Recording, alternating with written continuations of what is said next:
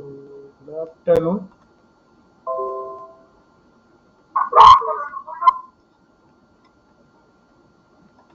Using Java, how can you develop a mobile app?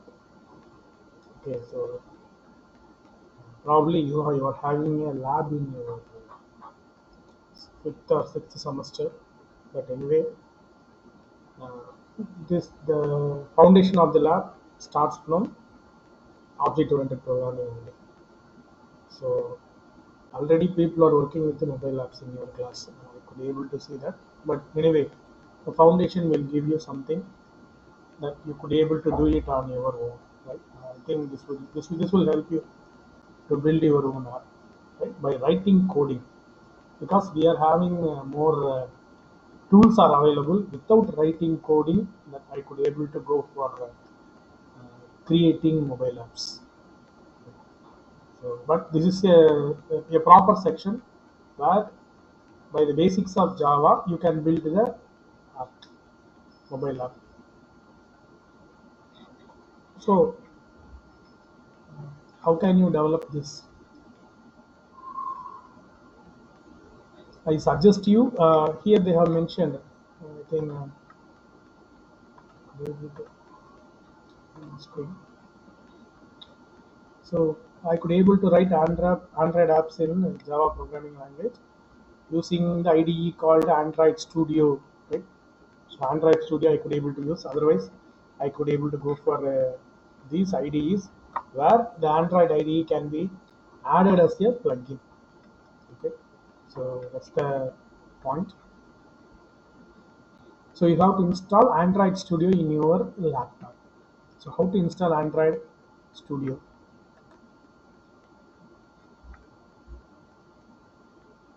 So in from this web page that you could able to download the Android Studio. Make sure that your laptop is having or your desktop is having 8 GB or more than 8 GB. So this is the official website where you can download your Android. It's complete. It's open source. It's completely at free of cost. Okay. So I'll paste that link in your class WhatsApp group. From this link, you can download your Android Studio. Okay, so advisable is download from this website because it would be an updated one. It is an official developers website. Okay, so that is the idea. This could be the after installation. This could be your IDE. Okay, Android IDE would be like this. Here you can write your code. That means this is the place that where you can watch out that XML code something are viewable, right? Like XML, the HTML codes are being visible here, right? So the right side that you could able to see the design of the corresponding page. Okay, so this is very very important.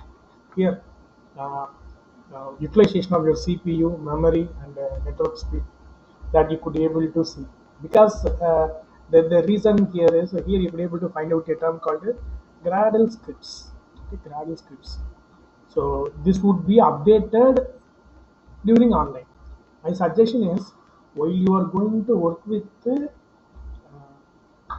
Android Studio, make sure that you are connected with the internet so that the updated Gradle scripts would be available. So that would be an improved version of our patching in Android Studio. So that is the reason why I suggest you while you are going to work with mobile application development using Android Studio, make sure that your device is connected with the internet. Okay, so that's the point I want to stretch here. So you are having that editor, APK analyzer, right? Fast emulator. Fast emulator means if you don't have device, the IDE itself will give you a phone type output window. Okay, you can set the type of device also. For example, Google Pixel have released a recent mobile means the developer studio have their emulator, right? Emulator is nothing but actually what will happen in a mobile device that I could able to see in my screen directly. Okay, so the real experience that you could able to move over on that. And one more place that you have to note here is here the blue color one, Kotlin. They are mentioned. What is this Kotlin actually? Kotlin is also a development platform where you can write, where you can design an app such that the app is compatible on uh, either you could be able to derive it for Microsoft based technologies or for open source platforms, anything, right? It is a framework where you could be able to build and move forward. So intelligent code editor that mainly supports this type of thing. But anyway, you have to add your plugin. Okay, that see these are all the features of that Android Studio IDE. Okay, so this website will supply you some interesting things about the learning platform, etc. and other things. Okay, so that is the point on this. Next, after installing Studio, what you have to do? How to create your first project? Already we have come across these things in our swing. Okay, how to create a label, how to create a button, right? So this could be the output in your mobile. Okay, this could be the output in your mobile. For example, in the previous screen that I have shown you the download page, right? In the download page,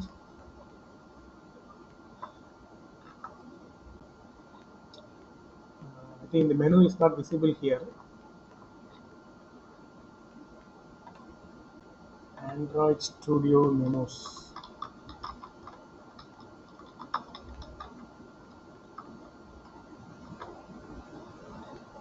Okay.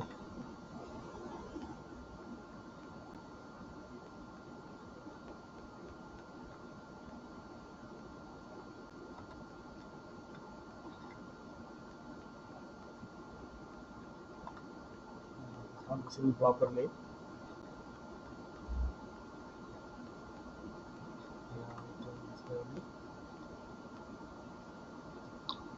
So here you are having an option called build. Okay, you are having an option called build. You have to run this. You have to whatever the coding that you are writing, that should not be run immediately. It has to be built first. After the build is over, the APK will be generated. That is what we are downloading from our Play Store. Okay, Play Store is doing that job. When you are going to install, press install, APK file will be installed in your mobile phone from Play Store or from iTunes, whatever way. Okay, so what are all the process are there for installing this section? It's a hidden process when we are going to work with the Play Stores and iTunes directly, but it is manually that we are going to do. So in these cases, the first process is build. There is a menu called build which would be available here. Still, I will zoom my screen.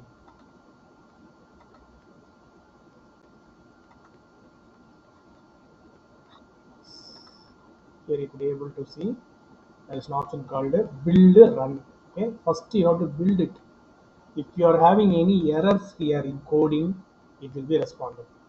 If not, your build is ready. Next, you have to run the code. Okay, in the run option, you are having the option for downloading the APK. There you can download the APK, and that APK can be installed in your through data cable. You can copy it into your internal memory of your mobile phone or the secondary storage of your mobile phone, and from there you can install the APK file and you can see the output. This is the first way. Okay. Second way is that you are having the emulator options would be provided. We will see. Okay. So the running process would be like this: build, next to only run. So please remember that for the purpose only. Go to this. So programming wise, so what you have to do? See, they're telling the procedure here. So how to create a new project. Once Android Studio is installed, likewise this compass icon will come in your desktop. Just double click that icon, automatically the first screen will come. So here you have to start the new Android Studio project. There you can use the basic activity. Okay, so here they will be showing the type of what do you call devices where we are going to get this app to be mapped. So you can choose your own device, right? If you are going to going for Wear OS means it will show you the watch based outputs, right? So you are using the Fitbits, the type of IoT based devices also they could able to come over on them. Okay, smart TVs, right? So where your app is going to be deployed, so that particular configuration that you could able to choose. So next it will ask you what type of development environment. Java is open source. Kotlin is it was something relevant to your C sharp. Okay, so it would be for Microsoft based platforms.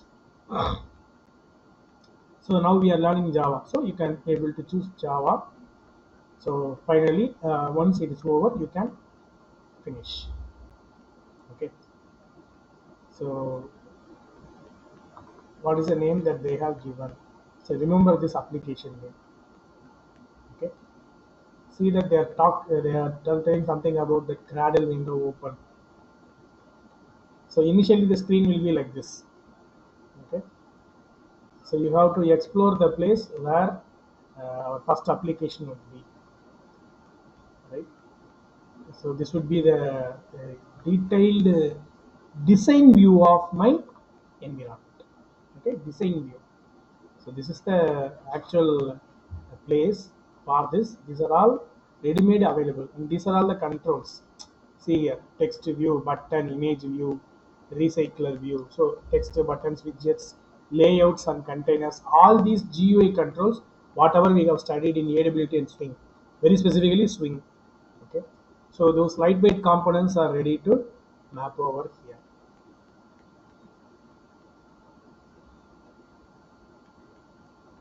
Okay, and make sure that this file is very important. Android manifest.xml. What is this manifest? What are all the files that are necessary to map to build a complete app? Okay, that will give you the Android manifest.xml file. Make sure that this file would be available for all the apps. Okay, while you are going to build the app, it would be compressed with it. Okay, while you are going to decompress it, all these files will get to. Okay, so this is an idea. And how to identify the files. My first app, this could be your Java source code. Okay, so please remember my first app. Next, you are having a skeleton test file that would be with the Android test. Nothing but it will test your code. It is having a set of cases. Next, so it is a folder of test. Android test is separate. This is a test, right? So it will ready to run on some machines, but some machines it won't do that because already everything was drag and dropped, or by writing code you have designed your environment. So no need to worry about the third one. So drawable layout, right? These are all GUI components. Navigation, map. So navigation is nothing but the different parts of the window that how you want to move forward. Okay, and this is what a place where you are going to see your output. Create a virtual device that is called emulator. That is available in the menu tools AVD. There you could able to choose different types of emulators. See here they have given about the pixel, right? So even if you want to see that AVD manager, here you can see.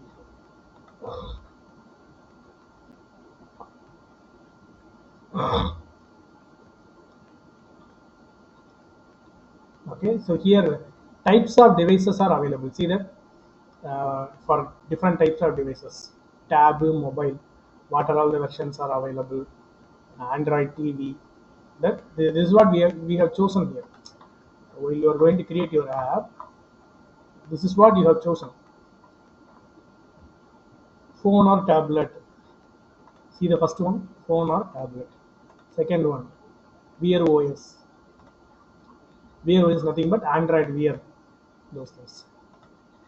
Next, TV, smart TV, Android TV they have given.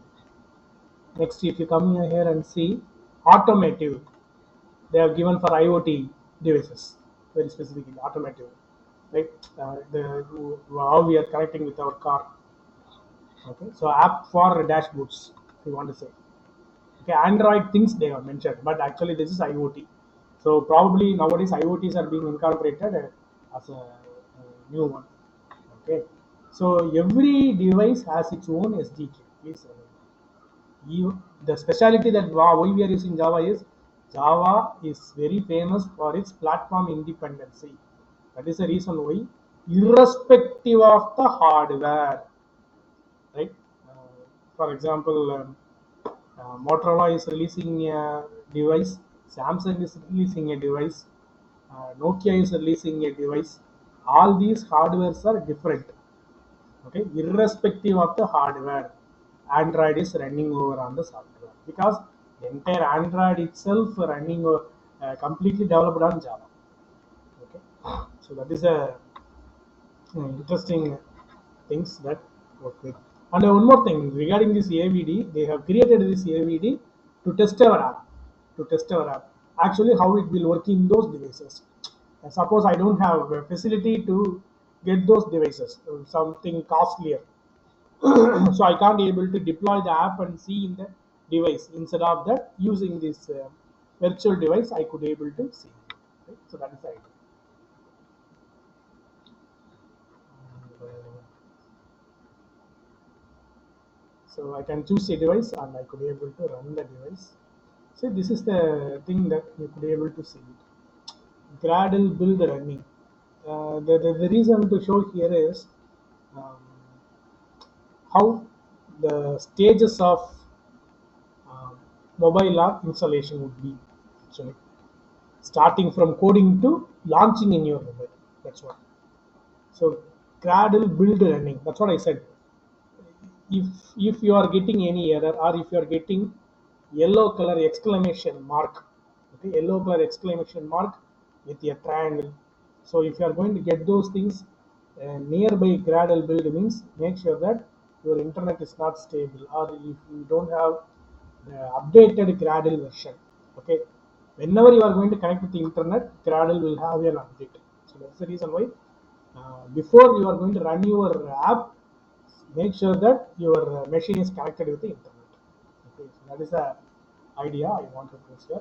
So these are all the stages. First, Gradle will run. Next, the corresponding target device. What type of device I have chosen? Phone or tablet or TV or any wearable devices or any IoT based devices. Next device will be identified. It will be connected. Next, within the device, the APK will be installed. After installation of APK, ultimately the app will be launched. Okay, so that is the procedure. Okay, so that's the way that it will come. So if you want to run on your device, that I could be able to connect it with my phone automatically. I have to enable USB debugging. If I'm going to run the program, automatically I will see the output in my mobile directly instead of connecting your virtual device, any emulators. Even you can connect your phone directly. There, what you have to do. This is the option that you have to do. So if why you are going to, if you want to see your output in the mobile directly, so what you have to do, you have to connect the phone with your machine. Okay, so how to connect your phone with the machine? A data cable to connect your Android device to your computer via USB port. Okay, ultimately while you are going to connect regarding your phone, device driver will be installed in your OS automatically. By that, phone will be identified by default towards Android Studio, so no need to worry about that. But the only thing is, in the phone what you have to do, you have to do this option, these three options that you have to do. So you have to open the phone and identify the build number. Okay, you have to tap the build number 7 times, but nowadays it's not happening. But just yeah, by using a single click, I can enable the developer options and the USB debugging must be enabled. Right? Simple thing. Go to the settings of your phone. Uh, in the higher version phones, you no need to worry about that. You could able to find out the developer options. go to the developer options. USB debugging will be disabled by default by the manufacturer's setting. So what you have to do, you have to enable it. That's all. Once you enabled, automatically that you could able to run the program. I think they are given it clearly, right? This the triangle button, run button will be there after building your program. Run the program using this button. Ultimately, you could able to see the output in your mobile or the device where you have connected your thing. Even if you are in the Wi-Fi, if you are having your TV means nearby, you can connect your TV. Smart TV means Android-based TV means that you could able to connect the TV with your machine, and you could able to see your output in your TV also, right? That is also being possible. But while you are going to create your activity, you have to choose it properly, right? That is the idea. See, these are all some of the errors will come during the first 2 or 3 days. Later that you would be familiarized with them, right? So every time that while you are going to on that you have to check that developer option is enabled or not, or any issues in USB. But my suggestion is once if you are going to use USB based debugging means make sure that an USB cable is always available in your machine, right? USB cable. Don't plug and play now and then, right? So the connectivity between the system and mobile will get to be disturbed. Make a plug to be available always. The other part of the plug can be connected with your mobile. That's all. So likewise, you maintain. That will improve the life of the USB. So that's the idea. So layout editor. So these are all called palette, component tree. Palette means colors will be there. Component tree means what are all the components I can use within my corresponding design environment, right? Editor. So there I can will write the code.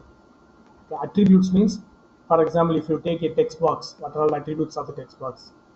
The length and the breadth. Okay. So the height and the width.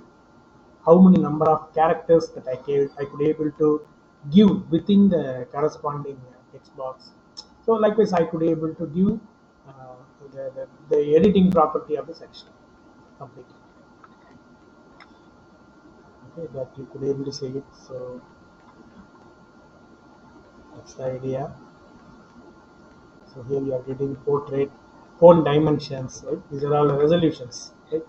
So you could able to find out the resolutions. But these are all, you no need to worry about it. Once you select a device for your AVD, automatically that will be highlighted. You no need to select anything. Okay, color resources. Okay, so these are all about design section. Add views and constraints. Here the place that the coding will ready to start. So how my layout should be visible, that I could able to set it up from left to how many space, right to how many space. The design section that you could able to, for example, when you are going to place your hello world text box, how you are going to place. So you have to use this constraint widget. It will be available in the layout. It will be available in the layout. So by giving that value, it can be adjusted automatically. Otherwise, you can drag and drop and place it in this panel. That is also an option, right? So what all the buttons are available. Okay, so how to add a constraint towards the button?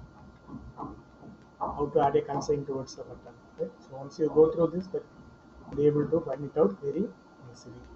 So how to write the event handling option for the corresponding function? Okay, how to write the event handling action of the corresponding function? So that's the interesting thing. So here they have given a simple example. So once you roll out that you could be able to find out. It's a very simple app. It's a very simple app, right? So don't worry about these things. Once if you drag and drop the content, automatically all these things will be created. So this is for text view. This is for text view, the text box button. Okay, and this is for the button.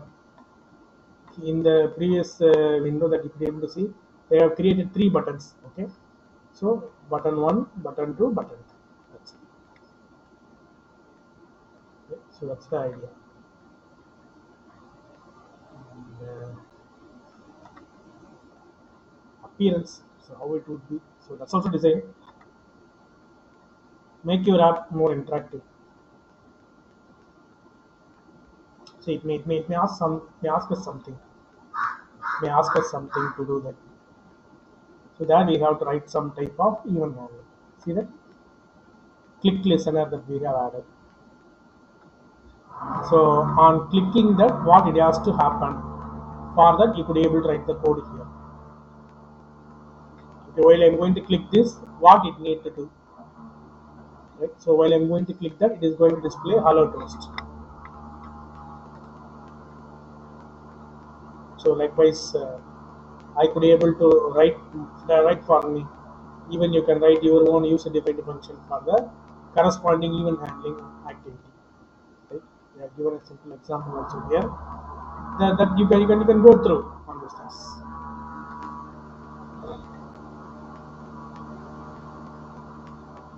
So this is app to print a random number. So how the code would be, everything would be available. Yeah. Right? Just if you run over on that from installation till running a first program, that you could able to find it out very easily. Most of them are self-explanatory, right? The only thing is while you are going to work out with the corresponding keyword, that you could able to remember, okay, you have studied in Java, because you will get a feel over on that, right? So that's the idea. So once it is being successful, that import the APK and run the program in your mobile. Okay, so here they have given a simple program, right? Simple program that you could able to run and see your app. I will share that. I think already I have shared a basic link in your class WhatsApp group. From that, you please proceed and create an app. Primary thing is install Android Studio. Right? Install Android Studio and proceed further. That will give you some more interesting content for you to work with. Okay, so that's the thing. Any clarifications you can raise now.